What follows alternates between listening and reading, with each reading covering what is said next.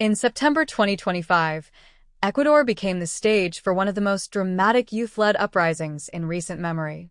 What began as frustration over a controversial internet law soon spiraled into a nationwide revolt that toppled a prime minister, shook the country's political foundations, and redefined the role of a generation long dismissed as apathetic. This is the story of how Gen Z, the teenagers in school uniforms, the young workers carrying protest signs, the students who refused to stay silent, took over the streets of Quito and beyond. Through smoke, tragedy, and unrelenting defiance, they confronted corruption, inequality, and censorship head-on.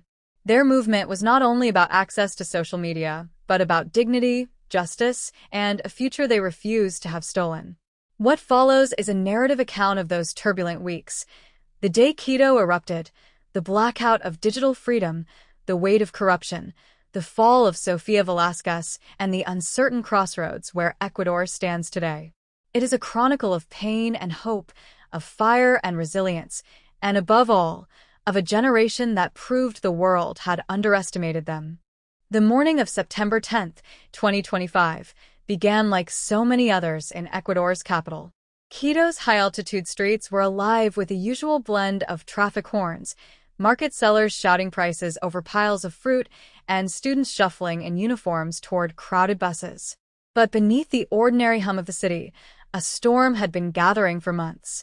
By noon, that storm broke. It started with small groups, students from the Central University, young workers from nearby neighborhoods, even teenagers still in middle school. They gathered in the plazas and on the wide boulevards, holding banners that seemed hastily painted but spoke with searing clarity. No voice, no future. Stop the theft, and our silence is your power. At first, the demonstration was almost celebratory. Some strummed guitars, others painted slogans on the pavement in bright chalk. TikTok dances were woven into chants, a strange mix of humor and fury that only Gen Z could master. Many of them wore their school uniforms, a deliberate choice, a reminder that this uprising wasn't led by hardened militants or career politicians, but by the very youth often dismissed as lazy or distracted. The government had underestimated them. Word spread fast through encrypted apps and offline networks. By early afternoon, the crowd had swollen into tens of thousands. Quito's narrow colonial streets filled with bodies moving as one, their voices echoing off centuries-old stone walls. To many, it felt less like a protest and more like a reclaiming of dignity. But dignity alone would not shield them from what was coming. When the first line of police appeared, clad in black armor and carrying shields, tension gripped the air. For a moment, there was a standoff. The crowd shouted. The officers stood unmoving. Then, without warning, canisters arced into the sky. The hiss of tear gas filled the plaza, and the peaceful chants gave way to coughing, screaming, and the thud of rubber bullets. Some protesters ran. Others didn't. Instead, they picked up the canisters and hurled them back. Banners were torn and used as shields. Water bottles turned into makeshift projectiles. Within minutes, Quito was unrecognizable. Fires burned in trash bins, shop windows shattered, and smoke rose above the rooftops. The violence escalated quickly. Reports confirmed what many feared. The police had used live rounds. Among the fallen was a 13-year-old girl whose name became a rallying cry whispered through every street. Her death, and the deaths of 16 others that day, turned anger into something larger, something unstoppable. The youth had crossed a line of no return. By nightfall, the official residence of Prime Minister Sofia Velasquez was under siege. Government buildings burned, cabinet ministers fled through side streets, and the entire nation seemed to be teetering on the edge of chaos. But if the government believed that fear would send people home, they were mistaken. Instead, the movement spread like wildfire. From Guayaquil's bustling port to the quiet mountain city of Loya, young Ecuadorians poured out of classrooms, offices, and workshops. They had seen one of their own die for daring to demand a voice. That memory became their fuel. In those first 24 hours, Ecuador was transformed. This was no longer just a protest. It was an uprising. And at its heart was a generation that had finally decided it would not be ignored. For months, Ecuador had been buzzing with rumors of a new law. At first, people dismissed it, just another bill in a long line of government measures that rarely reached beyond the political elite. But in late August, whispers became reality. The Internet Control Bill had passed, and its consequences were immediate. The law sounded harmless enough on paper. Every online platform, from massive global companies to small community forums, had to register with the Ministry of Information. The government claimed it was about protecting citizens from foreign influence and digital crimes. But everyone knew what it really meant: control. Failure to register meant being banned. And banned they were. Within days, some of the most familiar icons of everyday life vanished from Ecuador's networks. Facebook, gone. Instagram, inaccessible. YouTube, black screens where videos once played. WhatsApp messages failed to send, and even Twitter went dark. Overnight, voices that had been exposing corruption, organizing community aid, and spreading inconvenient truths disappeared. Only TikTok remained. The government claimed the platform had complied with regulations. To young people, that explanation only fueled suspicion. Rumors spread that TikTok had agreed to filter or delete content critical of the government. Whether true or not, the effect was the same. The digital town square was silenced, leaving only a narrow corridor where voices could still echo under watchful eyes. For Ecuador's Gen Z, the loss was personal. Social media wasn't just entertainment. It was how they connected, expressed themselves, and revealed injustices ignored by mainstream news. Viral clips had shown ministers' sons racing imported cars through Quito while families struggled to afford bread. Videos had captured luxury apartments filled with champagne while hospitals ran out of medicine. These weren't just stories, they were evidence, and evidence was dangerous. When those platforms disappeared, it felt like a gag shoved into the nation's mouth. Students remembered how quickly hashtags like #EliteKids and #BornPrivileged had spread online. With a swipe, everyone could see the vast chasm between Ecuador's ruling class and its struggling majority. A meme mocking a minister's daughter for posting photos in her Tesla could gather thousands of likes in an hour. A video showing a politician's nephew flashing designer watches could spark outrage across provinces. And then, just as suddenly as they had risen, those posts vanished into silence. The government's message was clear: stop talking, stop sharing, stop questioning. But instead of silencing dissent, the law fanned the flames. Across classrooms and cafeterias, in late-night phone calls and whispered conversations, young people repeated the same thought: if they're scared enough to shut us up, then we must be doing something right. Anger spread faster than any algorithm. What the government had failed to understand was that Gen Z had grown up in the age of global connection. They were digital natives, raised on the idea that their voices mattered just as much as anyone else's. To take that away was not only an insult, it was an attack on their identity. By early September, the protests were no longer just about wages, corruption, or unemployment. They had crystallized into something more powerful: a demand for the right to speak, to be seen, to exist freely in their own country. The law that was meant to silence them had instead given them a rallying cry. In every slogan painted across walls, in every chant that echoed through Quito's streets, the same message rang out: you cannot mute us. Every uprising has its spark, but sparks alone don't set a nation ablaze. For Ecuador in 2025, the internet bill was only the match. The real fuel had been piling up for years, layer upon layer of corruption, inequality, and generational frustration. To understand the fury that gripped Ecuador's youth, one must walk through their daily lives. For many young people, the future had shrunk to a narrow hallway with no doors. Official statistics placed youth unemployment at nearly 22%. Behind those numbers were countless faces: graduates unable to find jobs, teenagers forced to abandon studies, and young workers scraping by with wages so low they barely covered bus fare. Some left the country altogether. Thousands crossed borders in search of work, scattering across Latin America like seeds blown by the wind. Others went further, enlisting in foreign armies, lured by the promise of survival pay. They became soldiers not for pride, but for the chance to send money home. Meanwhile, a different reality played out for the children of politicians. On social media, they paraded designer cars, flaunted luxury apartments in Quito's wealthiest districts, and boasted of international vacations. Their lives seemed like another world, one filled with Tesla dashboards, rooftop pools, and private jets. This contrast became impossible to ignore. When hashtags like #EliteKids and #BornPrivileged began trending, they weren't just jokes. They were daggers aimed at the heart of inequality. Each photo of a minister's daughter sipping champagne on a yacht stood against images of rural students walking miles to school without shoes. Each video of a politician's son revving a sports car highlighted the absence of textbooks in public classrooms. The anger deepened into bitterness when families began to realize the true cost of corruption. Public hospitals lacked supplies, forcing patients to buy their own bandages and medicine.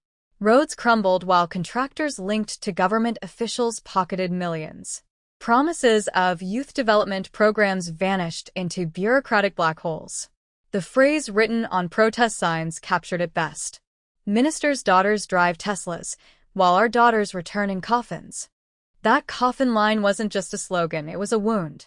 It referred to the young lives lost not only in protests but also to violence, poverty, and despair. Every tragedy became a reminder that the system protected only a few while sacrificing the many. By the time the government unleashed tear gas in Quito, resentment had already fermented into rage. People were no longer protesting a bill. They were protesting a lifetime of humiliation.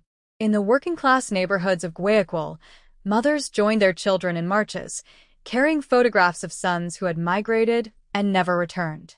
In Cuenca, entire classrooms walked out, their teachers unable to stop them. Loya's usually quiet streets thundered with chants demanding justice. Curfews were declared, but they were ignored. Armored police trucks rolled out, but instead of dispersing crowds, they multiplied them. Every act of repression only tightened the bond among protesters. It became clear that this was no fleeting movement. The young weren't just fighting for free Wi-Fi or open apps. They were fighting for a future that had been stolen before they even had the chance to build it. And as night fell over Ecuador, one truth became undeniable. The government had underestimated the fury of a generation it had long dismissed. Sofia Velasquez had once been hailed as a rising star in Ecuadorian politics. Young, charismatic, and fluent in the language of reform, she had promised transparency and opportunity when she first took office. For a time, many believed her. But by September 2025, her name had become a curse whispered through the streets, painted in graffiti on cracked walls, and burned into effigies during rallies. The downfall of Velasquez didn't happen overnight. It unfolded like a crumbling building, collapsing piece by piece. At the start of the protests, she addressed the nation with an air of calm authority. Appearing on state television, she insisted that the Internet Control Bill was necessary for national security. She promised that misinformation and foreign manipulation were the true enemies, not the government. Her words might have soothed some had they not been paired with images of tear gas and bloodied teenagers circulating through underground networks.